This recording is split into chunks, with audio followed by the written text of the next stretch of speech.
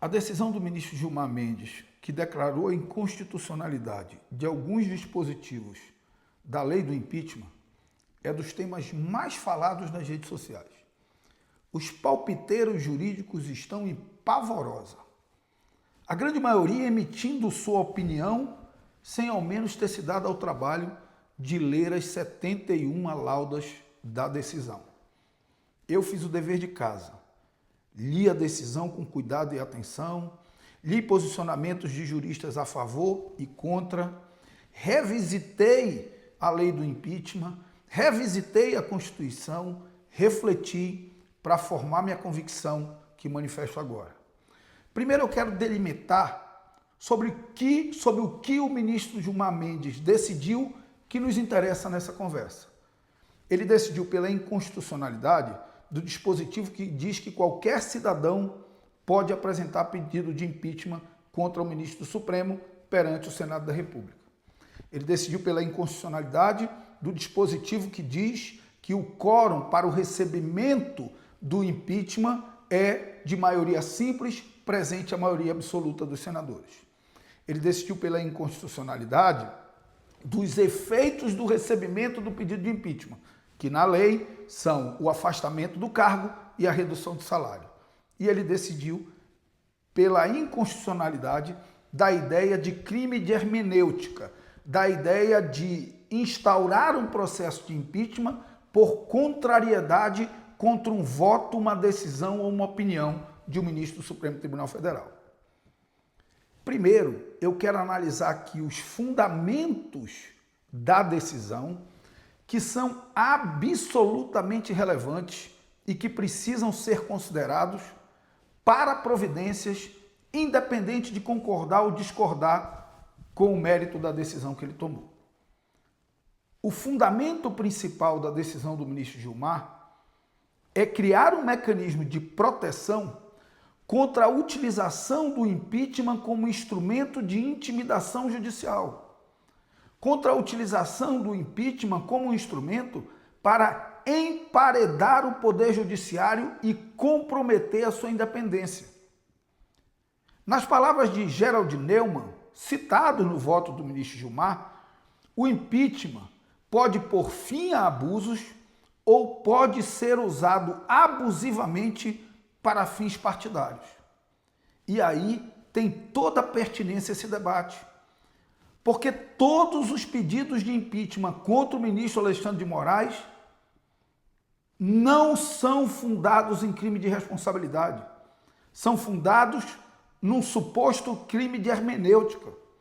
Na verdade, são as pessoas vinculadas ao PL e ao bolsonarismo tentando constranger o Supremo por contrariedade ao conteúdo das decisões e dos votos do ministro Alexandre de Moraes. E isso já não é cabível na atual legislação e nós passamos a falar sobre isso. E aqui eu comento o conteúdo de cada uma das decisões. Não considero correta a decisão de definir que apenas o PGR, o Procurador-Geral da República, pode apresentar o pedido de impeachment. Se a lei diz que qualquer cidadão pode, e a Constituição não diz expressamente o contrário, nem a de 46 e nem a de 88, qualquer cidadão pode apresentar. Mais ainda porque se validar a decisão do ministro Gilmar, nós teremos uma assimetria, em que qualquer cidadão pode apresentar pedido de impeachment contra o presidente da República, mas contra o ministro do Supremo, apenas o PGR. Além do mais, lugar nenhum fala em PGR. A Constituição não fala em PGR, a lei não fala em PGR. Desculpa, o Judiciário não pode criar lei. Ele não pode inventar o PGR sem que tenha fundamento nem na lei e nem na Constituição. Segundo, em relação ao quórum e aos efeitos da decisão. A lei é expressa, o quórum é maioria simples. A lei é expressa quanto aos efeitos da decisão, afastamento do mandato, redução do salário. A Constituição não diz o contrário disso em canto nenhum. Se a Constituição não diz o contrário disso em canto nenhum, esse dispositivo foi recepcionado pela Constituição de 88. E eu falo recepcionado porque ele foi criado quando da validade da Constituição de 1946. Quanto ao crime de hermenêutica, quanto à tentativa de criminalização do conteúdo jurídico do voto de um ministro do Supremo, isso já não é objeto, já não pode ser objeto de pedido de impeachment. Por uma questão simples. Um ministro do Supremo só pode ser objeto de pedido de impeachment por crime de responsabilidade. E o conteúdo dos seus votos, das suas opiniões, a sua interpretação, a sua hermenêutica da lei não é e não pode ser objeto de caracterização de crime de responsabilidade. Inclusive, o Senado da República já decidiu sobre isso. Agora vamos para alguns aspectos de natureza factual e processual. Nós estamos falando de uma lei de 1950, criada sob a égide da Constituição de 1946.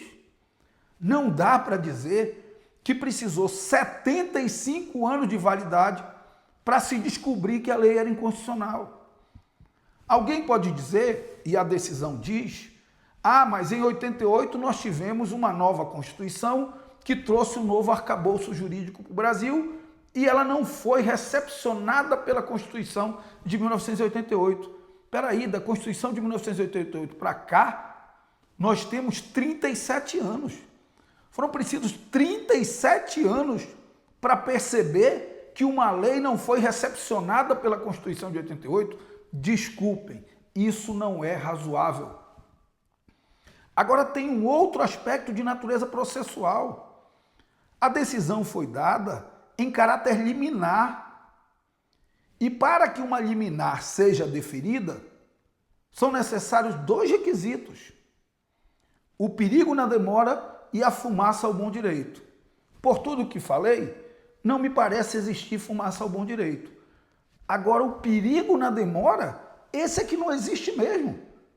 São 37 anos de validade. Tem pedidos de impeachment de ministro do Supremo no Senado, já deve fazer 8 anos, 10 anos, 5 anos, e que nunca foram apreciados. Portanto, onde está o perigo na demora? Qual o risco de amanhã você ter um processo de impeachment de um ministro do Supremo? Isso não é razoável. Acho até que o ministro Gilmar Mendes poderia apresentar o seu voto nesse sentido, numa interpretação elástica e muito elástica, que eu não concordo, da capacidade do Supremo Tribunal Federal não só declarar a inconstitucionalidade de dispositivos, como inovar, porque ele diz que o quórum é inconstitucional e cria o quórum. Ele diz que não pode qualquer cidadão e diz quem pode. Não. Quem tem que fazer isso é a lei.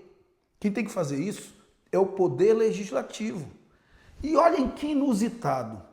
Um dos autores da DPF é o Solidariedade, que tem deputados federais na Câmara dos Deputados, mas que não apresentou um projeto de lei para alterar esses dispositivos da lei do impeachment.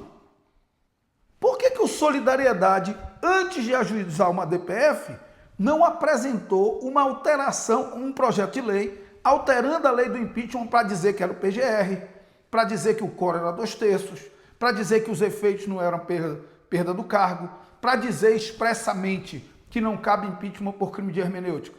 Por quê? Aí seria o caminho legítimo. O que eu proponho é você considerar que a fundamentação da decisão do ministro Gilmar Mendes é absolutamente pertinente, que alguma coisa tem que ser feita para que o instrumento do impeachment não seja usado abusivamente quando alguém tiver as suas opiniões, as suas convicções ou os seus interesses políticos contrariados e corra para o Senado para tentar impeachment, ou pelo menos emparedar, ou pelo menos constranger o ministro do Supremo, e isso seja feito através de uma alteração legislativa. O ministro Gilmar poderia apresentar esse voto e levar ao plenário, já que não existem os requisitos do perigo da demora, e deixa o plenário decidir.